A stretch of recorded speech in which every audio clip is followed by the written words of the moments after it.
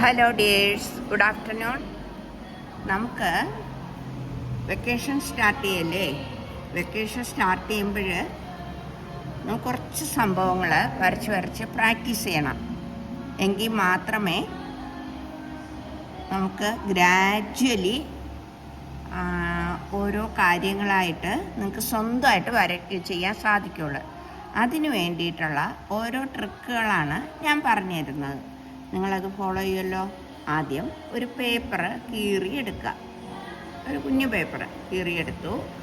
എന്നിട്ട് നടുക്കൊരു വര ഇങ്ങനെ മടക്കിയപ്പോൾ അതിൻ്റെ മിഡിൽ പോയിൻ്റ് കിട്ടി. കണ്ടോ? മിഡിൽ പോയിൻ്റ് എടുത്തിട്ട് ഒരു വര ഇട്ട് കൊടുത്തു. ഇതിൻ്റെ എൻഡിലൊരു വര, ഇതിൻ്റെ എൻഡിൽ. അത് വരയ്ക്കണമെന്നില്ല, നിങ്ങൾക്കത് ക്യാമറയിൽ വ്യക്തമായിട്ട് കാണാനാണ് ഞാൻ എൻഡിൽ ഇങ്ങനെ വരച്ചത് കേട്ടോ. ഇനി നമുക്കിതെങ്ങനെ ഒരു റൗണ്ട് ഈസി ആയിട്ട് വരയ്ക്കാം എന്നുള്ളത് പ്രാക്ടീസ് ചെയ്യാം. ആദ്യം പേപ്പർ ഇങ്ങനെ പിടിച്ചു. എന്നിട്ട് ഈ മിഡിൽ പോയിൻ്റ് അടയാളപ്പെടുത്തി, ഇവിടെയും അടയാളപ്പെടുത്തി. ഇനി ഇവിടെ നിന്ന് ഇങ്ങനെ ഇവിടെ അങ്ങനെ മിഡിൽ പോയിൻ്റ് ഇത്. എന്നിട്ട് എത്ര സമയം ഇങ്ങനെ ചെയ്യാനൊക്കെ അത്രയും സമയം നിങ്ങൾ ഇത് ചെയ്യണം. അതായത് എത്ര സൈഡിലോട്ട് നിങ്ങൾക്ക് ചെയ്യാനൊക്കെ അത്രയും സൈഡിലോട്ട് നിങ്ങളിത് വരയ്ക്കണം. അപ്പം ആദ്യം വരയ്ക്കുന്ന സമയത്ത് കൊച്ചു കുട്ടികളാണെങ്കിൽ അവരുടെ പാരൻസിൻ്റെ ഹെൽപ്പ് വാങ്ങിക്കുക.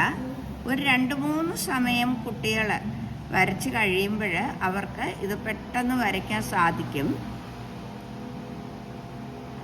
ഇതിൽ മുതിർന്നവർക്കും ചെയ്യാം കേട്ടോ.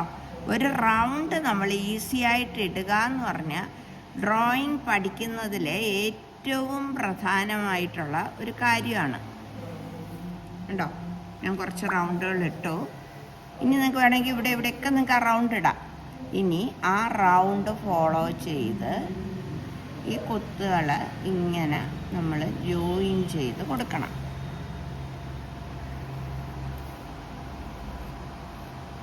എൻ്റെ സാറ് ആർ സഹദേവൻ സാറ് കടയ്ക്കാവൂരുള്ള ആളാണ്. സാറ് ജീവിച്ചിരിപ്പില്ല. അദ്ദേഹം എന്നെ കൊണ്ടിത് ഒത്തിരി ടൈം ചെയ്യിപ്പിക്കുമായിരുന്നു.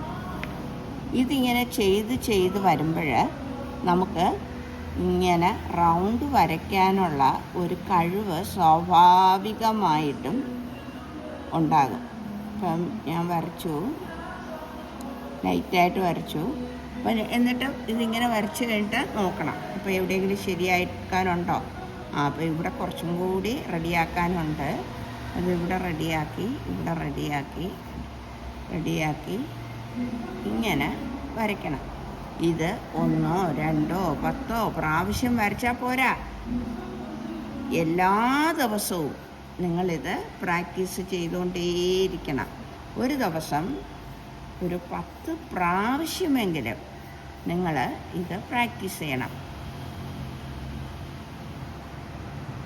എപ്പോഴൊക്കെ ടൈം കിട്ടുമോ അപ്പോഴെല്ലാം വന്നിട്ട് ഒരു റൗണ്ട് ഇതുപോലെ ഇടുക. ഇത് വലിയ ആൾക്കാർക്കും ചെയ്യാം, കൊച്ചു കുട്ടികൾക്കും ചെയ്യാം. നമ്മുടെ ബുദ്ധി ഷാർപ്പാകുന്നതിന് വേണ്ടിയിട്ടുള്ള ഒരു വലിയ ട്രിക്കാണ് ഇത്. ഞാൻ കഴിഞ്ഞ ദിവസം നിങ്ങളോട് പറഞ്ഞിരുന്നില്ലേ, ഡ്രോയിങ് ക്ലാസ്സിൽ വന്നവരോടൊക്കെ പറഞ്ഞിട്ടുണ്ടായിരുന്നു ഒരു പിക്ചർ തെറാപ്പി സ്റ്റാർട്ട് ചെയ്യുകയാണെന്ന്. ഈ പിക്ചർ തെറാപ്പിയിൽ ഇങ്ങനെയുള്ള ഈ ട്രിക്കുകളെല്ലാം വരുന്നുണ്ട് കേട്ടോ. ഇത് ബുദ്ധി വികസിക്കുന്നതിന് വേണ്ടിയിട്ടുള്ള വലിയൊരു മാർഗമാണ്. ഇത് ഇങ്ങനെയല്ലേ വരച്ചത്. ഇനി ഇങ്ങനെ കൈയെടുത്ത് വരച്ചാലും നമുക്ക് വരയ്ക്കാൻ സാധിക്കണം. ഇങ്ങനെ വരച്ചിട്ട് ഇങ്ങനെ വരയ്ക്കാൻ സാധിക്കണം. അപ്പം ആരെങ്കിലും പറയുമായിരിക്കും എനിക്ക് വരയ്ക്കാൻ അറിയില്ല, എനിക്ക് റൗണ്ട് വരയ്ക്കാൻ അറിയില്ല എന്നുണ്ടെങ്കിൽ ഇങ്ങനെ വരച്ചിട്ട് ഇപ്പോൾ കോമ്പസ് എടുത്ത് വരയ്ക്കട്ടെ അല്ലെങ്കിൽ വളയിട്ട് വരയ്ക്കട്ടെ എന്നൊക്കെ പല കുട്ടികളും എന്നോട് ചോദിക്കാറുണ്ട്. കുപ്പിയുടെ ക്യാപ്പ് വെച്ചിട്ട്, കുപ്പിയുടെ അടപ്പ് വെച്ചിട്ട് വരയ്ക്കട്ടെ എന്നൊക്കെ ചോദിക്കാറുണ്ട്. അവർക്കൊക്കെ ഉള്ള ഒരു ആൻസറാണ് റൗണ്ട് സ്വന്തമായിട്ട് വരയ്ക്കാൻ വേണ്ടി പ്രാക്ടീസ് ചെയ്യുക എന്നുള്ളത്.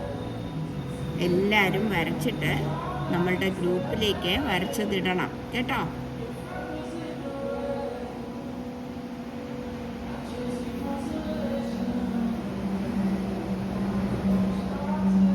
നന്നായി ചെയ്യുന്നുണ്ടോ? ഉണ്ടോ? ഇത് ഇങ്ങനെ ഇട്ടിട്ട് എത്ര കുത്ത് എളുപ്പം. കൂടുതൽ കുത്തുണ്ടെങ്കിൽ നിങ്ങൾക്ക് വരയ്ക്കുന്നതിന് കൂടുതൽ എളുപ്പമായിരിക്കും അല്ലേ. ആ ഒരു പോയിൻ്റുകൾ അടയാളപ്പെടുത്തി വച്ചതിന് ശേഷം നമ്മൾ കറക്റ്റായിട്ട് അടയാളപ്പെടുത്തിയില്ലെങ്കിൽ കറക്റ്റ് ആവത്തില്ല.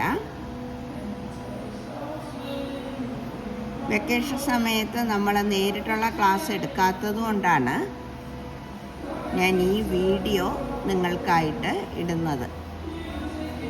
അപ്പം എല്ലാവരും ടൂറൊക്കെ പോകുന്നുണ്ടെങ്കിലും നിങ്ങൾക്ക് ഒരു ബുക്കും പെൻസിലും കയ്യിലുണ്ടെങ്കിൽ ഇത് വരച്ച് നിങ്ങൾക്ക് റൗണ്ട് വരയ്ക്കാനൊക്കും.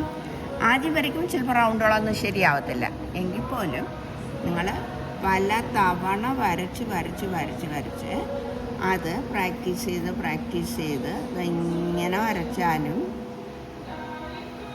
റെഡിയാവുന്ന രീതിയിലേക്ക്. ഞാനിത് വരച്ച് കഴിഞ്ഞിട്ട് നോക്കിയപ്പോഴേ ഇവിടെ ഒന്ന് പോയിൻ്റ് മാറിയിട്ടുണ്ട്. അപ്പോൾ അതും കൂടി നമ്മൾ റെഡിയാക്കിയെടുത്ത് ഫ്രീ ഹാൻഡിലെ ഏറ്റവും ബേസായിട്ടുള്ള ഒരു ഭാഗമാണ് ഇത്. കണ്ടോ? അപ്പോൾ എല്ലാവരും പ്രാക്ടീസ് ചെയ്യണം. Okay, thank you.